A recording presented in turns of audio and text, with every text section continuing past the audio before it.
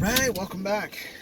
So, last week I watched The Joker, and I had some thoughts on it initially, but I wanted to think on it. So I thought about it for about a week.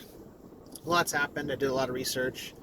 Been listening to a lot of Owen Benjamin, and Crow 777, and it's been good. Of course, some Jesse Lee Peterson, gotta get your church in. But, basically, I thought initially Joker was a profound movie.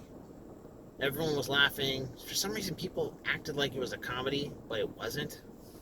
It was an insane or profound revelation of what happens when people fall through the cracks and have no guidance, no leadership.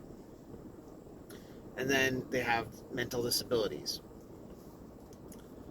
So, I thought about it, and I thought the main focus of the movie was the Joker didn't have a father.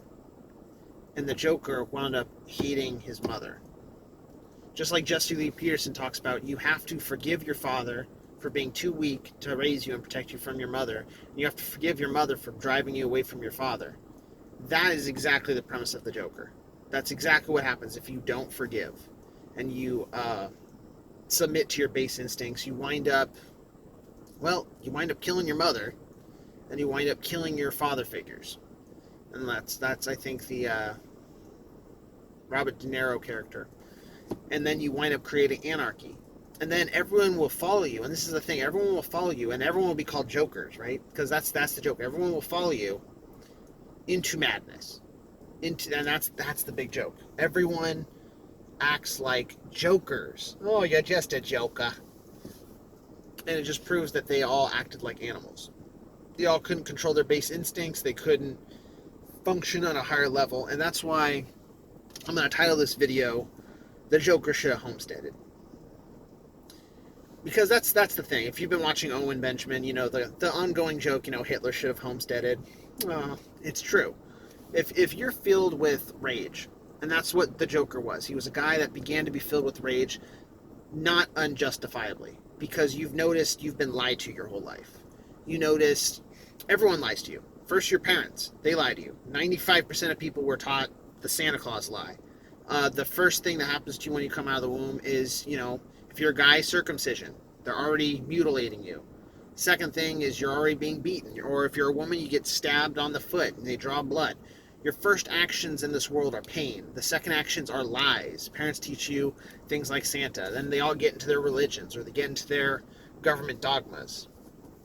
And so as you grow up, you develop this physical revulsion to it. Every individual does. At some level, you wind up hating lies. At least if you have any connection with reality at all. That's what the Joker did. He's insane. But he hated the lies. And he was surrounded by them all the time. And then he couldn't forgive. So this is the thing. I noticed a lot of my videos have been a little bit down of late. But one of the things that I wanted to push, just like before I got kicked out of the church and before I got my studio taken down, I was talking about hope and truth and overcoming despair. And the key to doing that is you have to build. So in my own personal life, I've gotten married. I'm digging my way out of debt. I'm trying to eat better. I fail a lot. But, like Jesse says, you can't have any thoughts about it. You have to just be, live, exist, trust God, and move forward. And so that's what I do. I seek truth, and I try to give people a standard to understand what is true. And this video is going to be pretty short, because we got to stop submitting to despair. There's a big wave of it coming up. And I know you all have sensed it. If you're paying attention, there's this underlying current somewhere out in the world where it's everyone's against everyone. There's all the government anarchy stuff. There's the news stuff. There's the pedophile stuff. There's the LGBT stuff. There's all these agendas. There's all this multi-layer of nonsense. There's economic stuff that's just coming at everyone from every direction. Everyone's stressed out and huddled up and tense and losing their minds. That's not being free. That's not having a choice. That's not being human. If you watched today's episode with Owen, I forgot which one it was. It was the one after the measles one. It's like 669 maybe. he made a comment. Someone said truth doesn't move. And I like that because I think truth is objective, observable reality that does not change over time, right? I should stop saying observable because I should just say objective reality. Because if it's not observable, and it doesn't matter. Objective reality that is consistent, that's unmoving, that doesn't change. And I like that because that's really what we're going for. So many people, they look at religion or governments or something and they see all this change, they don't know what's happening. We are human beings. We have essence. We be being. Human beings have responsibility. And that isn't like what people have pushed on us. Like, you got chores, you got bills. No. It is the ability to respond, as Leighton Flowers would say in some of his anti-Calvinist stuff, which is really good. Go check it out if you're into theology. We have the ability to respond. And one of the things we can respond is we can respond to either being controlled by our physical body, our needs, our urges, our fears, our emotions, and even our external influences, right? So many people, that's why media even exists. It's to give us so much external influence that it overwhelms our ability to control even our emotions. It basically mind controls us. Churches do the same thing. That's why they preach hellfire and brimstone. That's why they throw so many theologies at you or mass load scriptures. It's a technique of mind control. It's how they control the masses. Us as human beings, if we want to exist and be, that's what we have to do. We have to be. We have to see stuff and we have to let it go. Like Jesse says, you have to do the silent prayer, clear your mind, empty it of thought, and exist. Go forward and do. And so that's why I'm saying the Joker should have forgiven his mother and father in Homestead. And then he wouldn't have been in that insane asylum at the end, running from the white guards chasing him. And that's the end of every man. Every man, woman, and child in society today, if they don't forgive and they don't control themselves and become responsible for themselves, they wind up being insane. And that's why you get this world right now. You get all the parties, the party systems, all the wackadoodle notions going on.